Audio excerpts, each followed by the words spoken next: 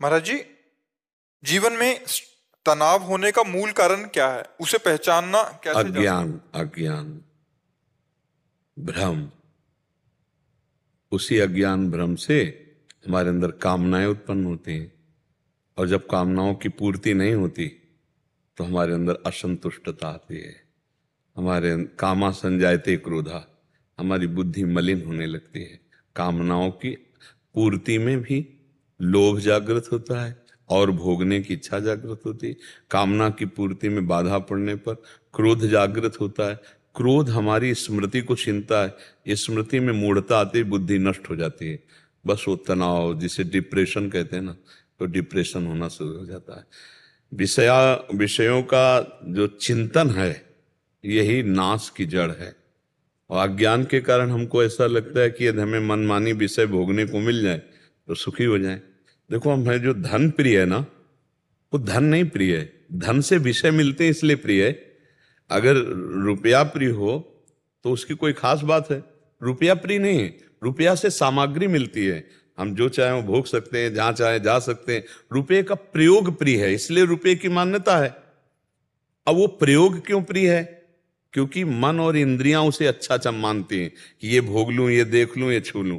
तो मन और इंद्रियां जिनके पास ये सब भोग हैं, उनके क्यों नहीं तृप्त हो गए?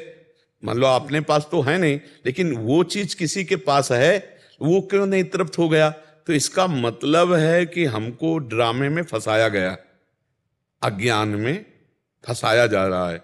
बार बार भोगो, बार बार देखो। देखो, इस संसार का सबसे बड़ा सुख कहाँ निहित किया गया है? निहित माने स्थापित किया गया है। आप दिमाग में अपने ढूंढो, दिमाग में ढूंढ के जब आओगे तो इंद्रिय भोग केवल सबसे बड़ा सुख है। आप देख लो, सब अपने दिमाग में देखो।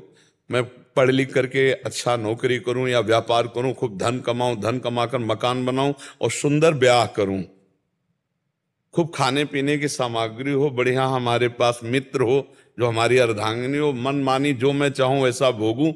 लेकिन ये सब है किसी के पास जैसा तुम सोच रहे हो, इससे भी अच्छा है किसी के पास, लेकिन वो भी तृप्त नहीं है। विडंबना है कि जिस शरीर को देखकर तुम चाहते हो ऐसा हो तो मैं सुखी हो जाऊं, उसी को कोई भोग रहा है, और वो उधर से निरपेक्ष, वो किसी तीसरे की तरफ देख रहा है, और वो तीसरा जिसके ऊपर, वो चौथे की तरफ देख रहा है। ये है क्या? बड़ा सूक्ष्म विषय है। अगर इसको देखा जाए तो ये है क्या? बोले अज्ञान। ये सबका मूल जड़ अज्ञान है, जिसमें हम फंस रहे हैं, जिसमें हमारे को अब निकलना होगा। वो निकलने के लिए अध्यात्म है, अध्यात्म ही निकाल सकता है, अन्यथा बहुत बुरी तरह से अपने लोग दलदल में फंस गए। दलदल में नहीं, मन डरता है। अगर छोड़ने की बात सोच लो तो मन भयभीत हो जाता है, ऐसा लगता है फिर संसार में रह क्या गया। अब देखो, हम लोग जो बात जानते हैं वो तुम्हारे मन से मन मिला के जानते हैं।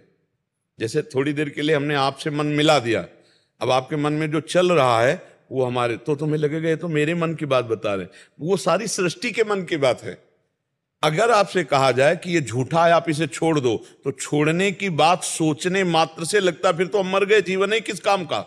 इसी में पूरा जीवन निकल जाता है और उसे विश्राम नहीं मिल पाता। हम कह रहे हैं भोगो, लेकिन धर्म पूर्वक भोगो। धर्म, उसे एक सीमा में बांध दिया गया है। धर्म एक सीमा में बांध देता है, तुम्हें ये खाना है, तुम्हें ये पीना है, तुम्हारी पत्नी है, तुम्हारा ऐसा, तुम्हारा, बस इस सीमा में रहो, नाम जप करो और धर्म को भोगो, तो निकल जाओगे, फंसोगे नहीं।